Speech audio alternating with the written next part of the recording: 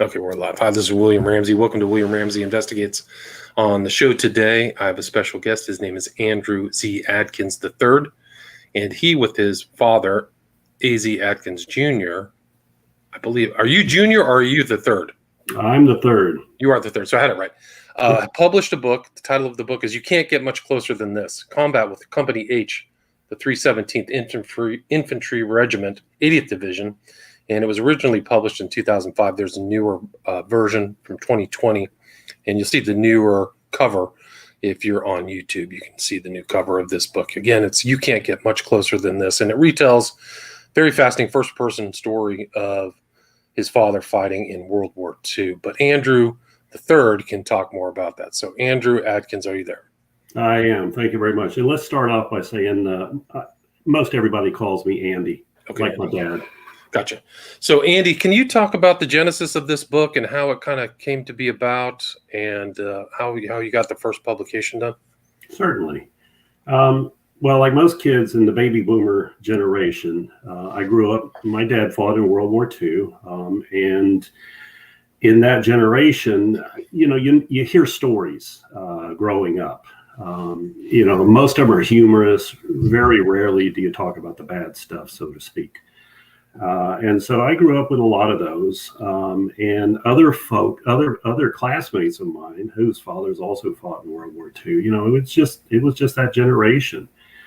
For Christmas in 1984, my father gave my sister and I a 3-ring binder, and it was titled A World War II Diary. I had no clue what he had done, and this was the first time I didn't even know he had been keeping a diary or a journal.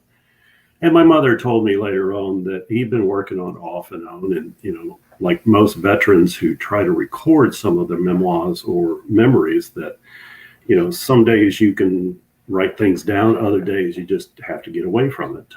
But in '84, he gave my sister and I this 200-page double-spaced 3-ring binder. And of course I read it, as did my sister. And I read it several times, and my eyes were opened. And that really retold his story of World War II, right? It did, first person, and it was a diary, day to day. And it really, you see something like that. In the '90s they called it a paradigm shift. I don't know what they call it now, but you have a much better awareness of who your father is and what he did during the war, and a better understanding of who I am because of what he and my mom, to an extent. Now, they didn't meet until after the war. My dad was a bachelor, going in and coming out, and finished when the war was over. He came back to Florida and went to law school. His father was a lawyer and a judge, and actually a Florida state senator. Unfortunately, my grandfather passed away before I was even born, so I never got a chance to meet or talk with him. But my dad was very much part of our lives. So he gave us this diary, and I read it and just kind of put it down because, life got busy. I have 2 kids of my own, had a career, et cetera, et cetera. Well, my dad passed away in 1989. He was 3 days short of 3 days short of turning 69.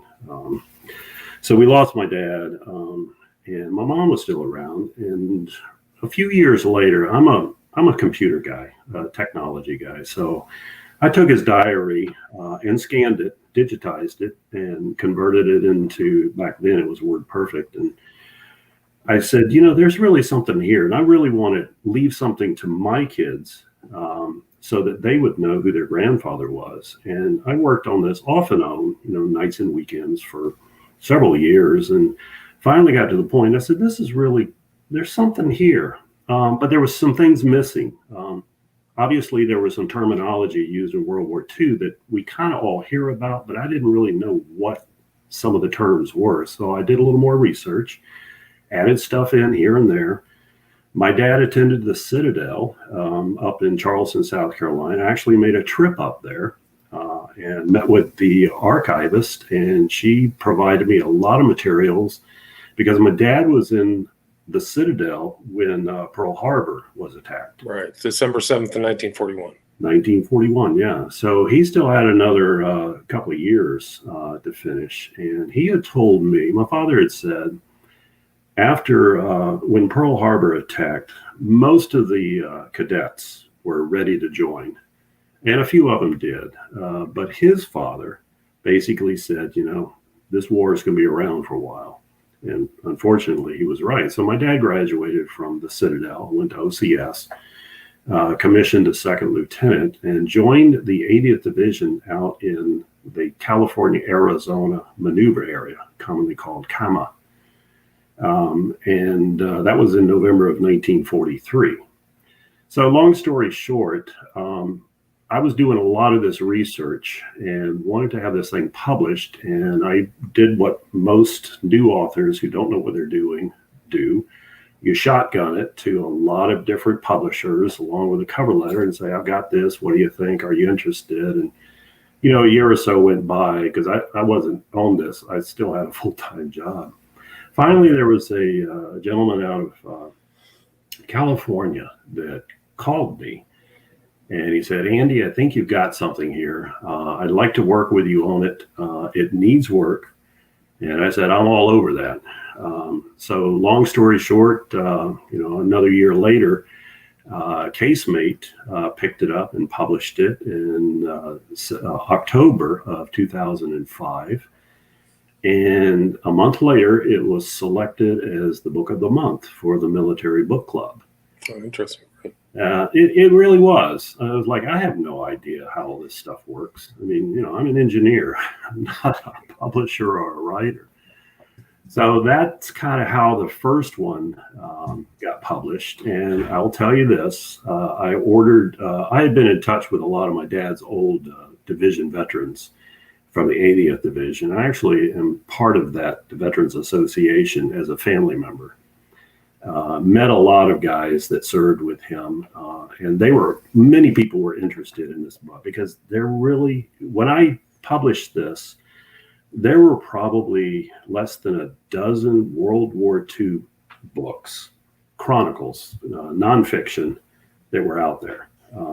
People just weren't ready to write it down or whatever. So I really didn't have a lot to go on. Since then, of course, there's been a lot of memoirs and a lot of books written. But that's kind of how this got to the point where I got it published. And one of the interesting aspects in the book is that your dad was injured, so that gave him time to write all this down in the binder, right? So while he was recuperating before going back to the front, I thought that was interesting. But can you talk about his move? He kind of, I think he wrote that he landed in France in D-Day plus 60. Can you talk about how he moved through the U.S. and made his way to France? Sure. And by the way, when my dad gave me the diary actually starts in mid-August of when they were just about through Argentan and ready to, early part of September, ready to cross the Moselle River. One of the editors told me that's a good start. However, how did he get to that point? How did he become a soldier? So the first two chapters are sort of what I filled in based on what their requirements are and what I picked up at the Citadel in the archives. So my dad graduated from the Citadel in 43, joined the 80th out in the California-Arizona maneuver area in the desert, and a lot of training out there because we were still fighting the war in the deserts of North Africa, and that's where the 80th may have gone. And so they did a lot of training there with other divisions and so forth. But when that was done, then they basically hopped on a train, ended up in Fort Dix, New Jersey, and were preparing to embark on ship overseas, which they did in July, I think July 4th, 1944, aboard aboard the Queen Mary. And they sailed over it. It said it took about a week and he he talks about standing hours in the chow line because they were sending a lot more than just cruise passengers over. They were sending, tens of thousands of troops over. So I think he said there were 27,000 people on it on the ship over. Yeah, yeah.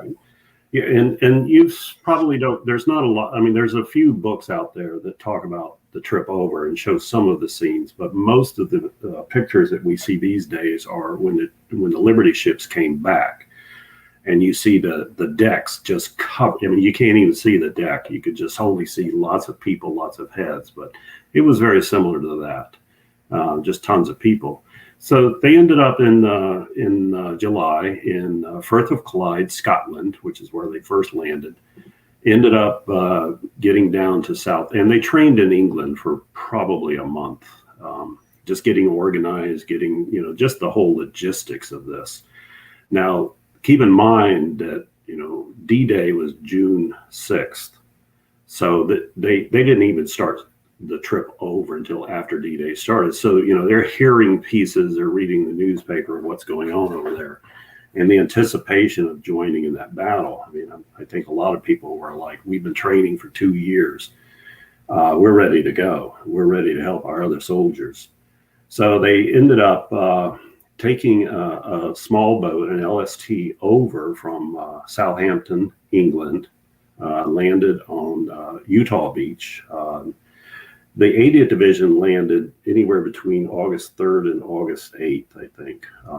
And there's an initial team that goes over and sets things up for logistics, and then they ship the troops over in regiments. And I think my dad landed on August the 6th in 1944. And you basically march, or you truck to a certain organization area where you get everybody together. And that takes a few days, and then the next thing is you have orders to either attack or march, and that's kind of how it all started. Yeah, and so he was assigned to Patton's Third Army, right? So he's in northern France, headed east at that time into France, and then towards Germany. What can you talk about the beginnings of his conflict and what he experienced in the beginning battles that he took part in? He was also a mortar captain. Can you explain what he did as part of his battalion? Sure. In the Army in World War II, a division consisted of 3 rifle regiments, and those rifle regiments for the 80th were the 317th, the 318th, and the 319th. And my dad was in the 317th. Each of those regiments has 3 battalions, 1st, 2nd, and 3rd. Each battalion has 3 rifle companies and 1 heavy weapons company. So 1st Battalion would be rifle companies A, B, and C, and a heavy weapons company D. The 2nd Battalion would be rifle companies E, F, and G, and a heavy weapons company H. And my dad was company H, heavy weapons. Heavy weapons consisted of 81 millimeter mortars and 30 millimeter medium machine guns. They were water cooled. So when you see the big tube at the end, that's probably from a heavy weapons company. And my dad was a mortar man, so to speak. So he was in charge of a section of mortars, which consisted of platoons and then squads. So there would probably be 6 to 8 81 millimeter mortars under his command. Gotcha. And you'll see that on the cover of your book, the most recent edition. I think you see these mortar companies operating. Yeah. So, they're you have these artillery battles and mortar battles right from the beginning, right? Yes. Oh, yeah. Yeah, and keep in mind that, they were in, 2 months after the invasion. So they're still fighting Germans in northwestern France, even though that they're pushing things through. But I think I think there were 29 army divisions that fought in Europe. And so, everybody had their own mission, and most of the 80th Division was in northern France, from the west coast of Normandy all the way through to the east coast where the Moselle is. And then that pushes into Germany. Now, part of the 80th was in Belgium, and all of the 80th was in Luxembourg. That's where they fought most of the Battle of the Bulge. Right. So he started, and also the Falaise Pocket, he was involved in those actions right there at the beginning, right? Yes. Yeah. I mean, his baptism of fire was in a place called Argentan, France. And can you talk about that? Sure. Well, so they landed the first week in August, and a week later, they had orders to take this town called Argentan. And the way the Army works is different regiments within a division are given specific assignments. And so the 317th was to take the city of Argentan. And my dad describes it in fairly good detail. But this was what they call the baptism of fire. This is also where he killed his first German that he knew he killed with a rifle. That was hard for him to talk about. But when you're a mortar man, you're throwing mortar and artillery shells, hundreds of thousands of yards away. So you're given a target and you shoot. You know that you're causing damage. You know you're causing death. But that's just kind of the support, heavy weapon support does. And so, the town of Argentan, I think it took 1 or 2 days before they were able to, before the town surrendered. And the Germans either surrendered, they captured prisoners, or they fled. And that was just kind of the start. I mean, the 80th Division's motto is always move forward, or only moves forward. It depends on who you talk to, but that was actually from World War I. But when you read the book, there wasn't a lot of retreating. There was mostly just moving from the time they got there in August until the end of the war in May. Right. And there was kind of hope that the war was going to end by Christmas. They might have thought that, but it turned out to be kind of a longer slog. And there were atrocities right there from the beginning by the Germans, correct? Yes, as my dad describes, yes. Can you talk about that? The only things that I know about are what I've read, not only in the book, but also in other places. I mean, war is war. And there are atrocities just no matter where you are or what you're part of. The Germans, they killed because they were invading. They were taking over Europe. This was one of the reasons why the United States entered the war, at least in Europe. So, they were trying to keep the Germans from, taking over Europe. And, they were our allies. So, we were fighting alongside them.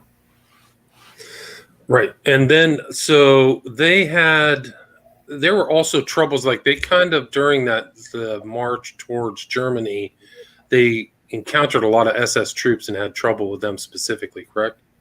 As my dad described, yes. Can you talk about that? It's been a while since I've read those passages, but from what I remember, my dad describes, the SS troops as being, they basically were not nice people. They were fanatics about, Nazism, and that they were, trying to instill their beliefs. And so there were a lot of times when they were, killing people and in some cases murdering them for whatever reasons. I mean, I wasn't there, so I can't really describe other than what's in the book. Right. And like he talks about, like all the infantry men know they're going to be hit. Can you talk about the losses that he saw and some of the people he fought with? Like they're just constantly, it was really kind of a meat grinder, right? Yeah, I mean, that's what war does. There were a lot of injuries. And to this day, I still do a lot of research for people. I built and maintained the 80th Division Veterans Association website, and there's hundreds of thousands of documents and images and things on there. And people still contact me looking for information about their fathers. So I go through a lot of the morning reports. And one of the things that really gets to me sometimes is that someone will ask about their father or their grandfather, and say, can you help me understand what he went through? And I'll look through, and I think what bothers me the most is I see somebody coming in as a replacement, and 2 weeks later they're killed in action. It's just devastating, because of the fighting, the lack of experience, the attacks, all of those types of things. So yeah, I mean, there's a lot of mayhem. I mean, that's what war is. Yeah, and I think he wrote that only 2 of the original 37 line officers were left after they attacked Civray in France, I think, something like that. So constantly, people are dropping, including him. So he ends up getting shot. Can you talk about how his medical evac? Sure.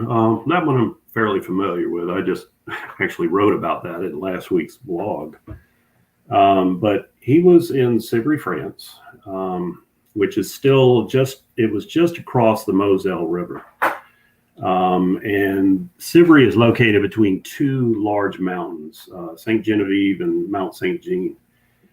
And Mount Tulin and Mount St. Jean. And so that's where a lot of the German artillery was. Now, my dad being an officer in a mortar platoon, a lot of times what he did was he would act as a forward observer. So he would be somewhere ahead trying to direct. He's closer to the front lines, trying to direct his mortars for certain targets.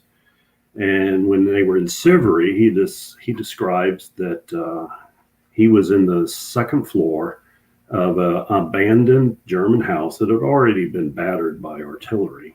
Ours or theirs, I don't know. But he was setting up a line of sight and giving instructions for his mortars, and they had only fired off a couple of shots. And the next thing he knows, he was unconscious. And from what he describes is that a German 155 artillery shell had hit the house he was in, and the roof caved in and trapped him. The beam was on his leg.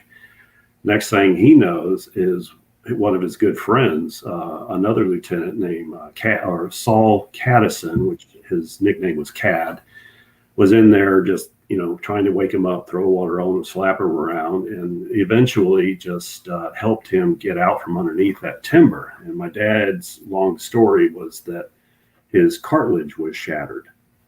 He could still hobble, but very slowly. So he was able to evacuate. This was in the middle of the town of Civry. And he was able to get back to his unit, which, by the way, was uphill, as he describes, uphill 2 miles from the town. And he had to hobble through a minefield. And he had actually gone down through the minefield to deliver supplies to his buddy Cad and to another unit, Company G. So he knew his way through the minefield, but going down was one thing because he had both legs. Going back up, he needed help from his sergeant. So they hobbled back through and got him back to his unit. And from there, he went to Battalion Aid, and he had a talk with his men, as he describes. He says, "I probably won't see you for a while. Take care." And he describes it as just being very hard, because you grow close to someone in battle. Like the book says, you can't get much closer than this. So from there, he was evacuated to Paris and then ended up in a hospital in England for surgery and recuperation. Was there about 2 months, and he ended up coming back to his unit December 14th, like 2 days before the Battle of the Bulge began. Right. And can you talk about that battle and his involvement in that? Yep. So they were in a place in northern France when they got the word that the Battle of the Bulge began. And actually, my wife's father, his name was Dr. Rufus K. Broadway. He was in the 82nd Airborne, and he was aide de camp to General Gavin. And he received the first phone call from the front lines in Luxembourg saying, "We're being overrun." But that's a whole different story. But that was, there's a lot of connections here. So once the 80th Division received their orders, they basically traveled 150 miles, I think, in 24 hours straight, only stopping for gas, and open six-wheelers, troop carriers. So there wasn't any cover. It was just freezing cold all the way up. So they made it, and their mission was to protect what they call Radio Luxembourg in the city of Luxembourg. And he was involved with that transport, but also throughout the fighting in Luxembourg. I mean, there was a lot of action in a quick amount of time, as you can imagine. Right. That was the biggest kind of conflict of the entire war for the Americans, was that battle. I think It was like 500,000 people each side. And really, and it was also, I think, the coldest winter in 50 years or something like that too. Right? Oh yeah. Yeah. And when you move that many people that quickly, you start off in France, and it's different climate there. It's same parallel, but it's just was totally different. And by the time they got there, and throughout January, I think they never really had the right equipment or the right clothing. And my dad describes that in the foxhole, a 2-man foxhole, that the first sergeant would issue one blanket to every 2-man foxhole. That way, one man could sleep and stay awake. And one man would sleep and stay warm. The other would, stay awake, and they'd swap off every hour or two. But it was just that cold, and they just didn't have the right type of clothing. Right. And they did trench foot, all kinds of problems with that. And I think Patton said you got to hold to the last man. So, so that was a very fascinating part of the book. And then, so after that, I mean, it was basically kind of the movement into Germany, right? It was. The whole thing about the spearhead, von Rundstedt's moving into Luxembourg to try to break the supply lines, and then the Third Army primarily, along with, I think, British troops, Canadian troops, kind of pushed them back. And once they broke that, it seemed to be that, the German army spirit, at least as my dad describes, and from other veterans and other books I've read, is that, they were tired as we were, but we were pushing them back. So it was almost, once we got through the Battle of the Bulge, there were rivers to cross, there was still weather to deal with, but we were moving faster and pushing the Germans back farther and faster than we had when we first got there.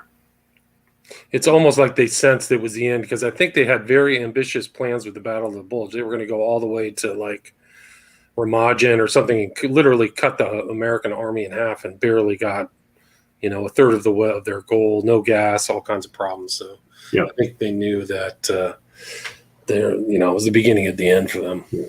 Well, I mean, the official battle is called the Battle of the Ardennes, because it was in the Ardennes forest in Luxembourg. But because of this bulge, and you've seen maps, where it's just like this big bubble coming up, and how fast that expands because they broke the lines of the Allies. But then we responded so quickly, we were able to flatten the bulge and then move it back. So that was probably the turning point. Turning point for the Western Front. And so they were just like always bombing small towns, moving through, crossing the Rhine. And he remembers stuff from Buchenwald too, right?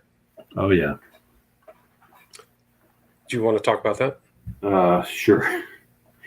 So Buchenwald was, there's a lot of stories about that, and there's also several books that are written. There's probably the one that is the most detailed and most, official, is called the Buchenwald Report. And so By the way, I've actually been to Buchenwald and to Weimar. My wife and I were on a tour, a World War II tour, and met with several people. And one of the friends of the 80th Division, who's still around, offered a tour, and I had met him several times before. So my wife and I met this gentleman. He's a citizen of Weimar, and he walked us around Buchenwald. This was probably 8-9 years ago.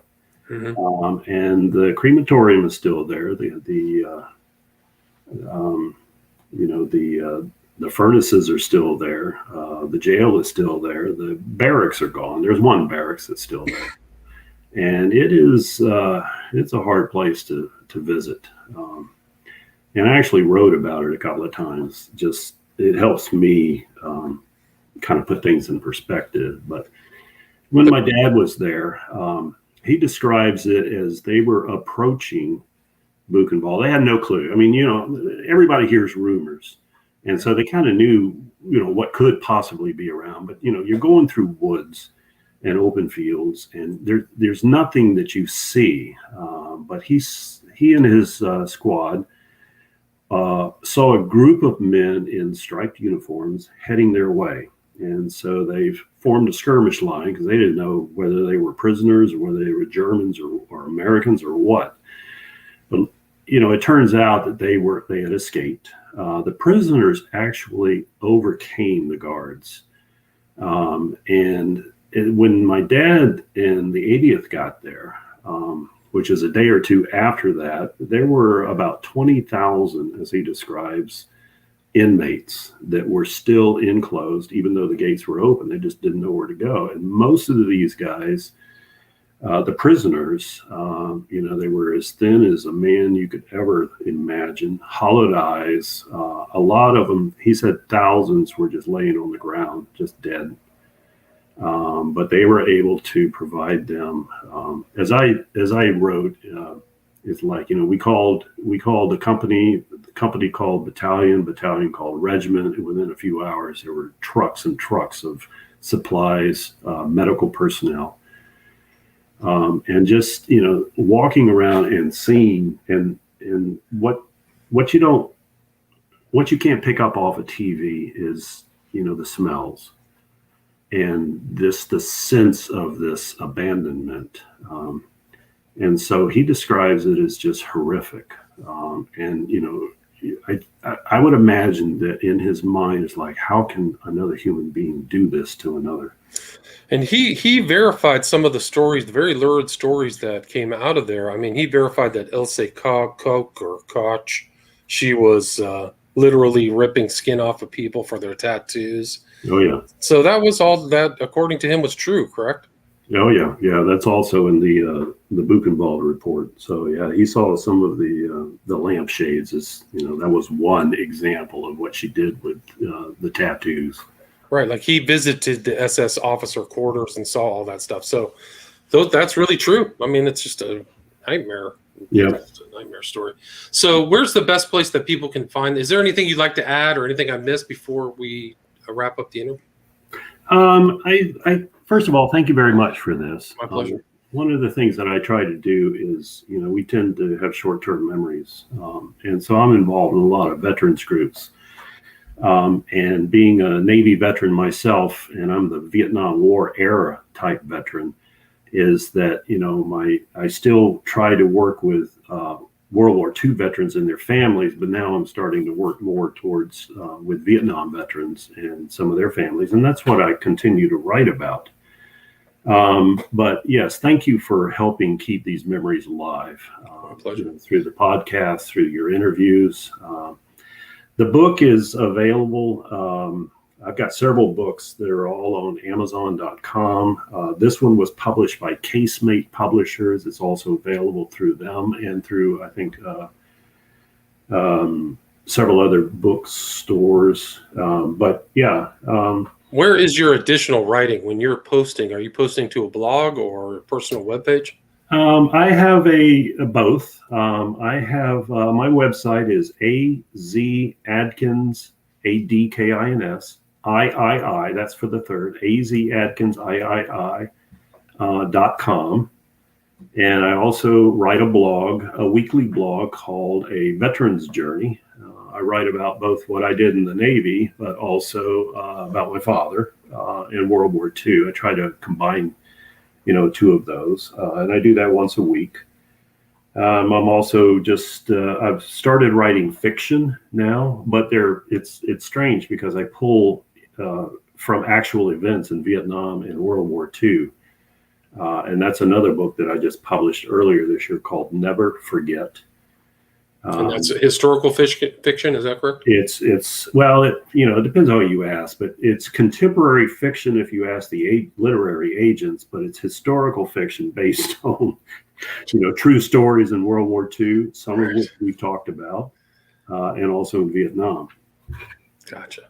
And repeat your website again one more time for me, please. It's www.azadkinsii.com.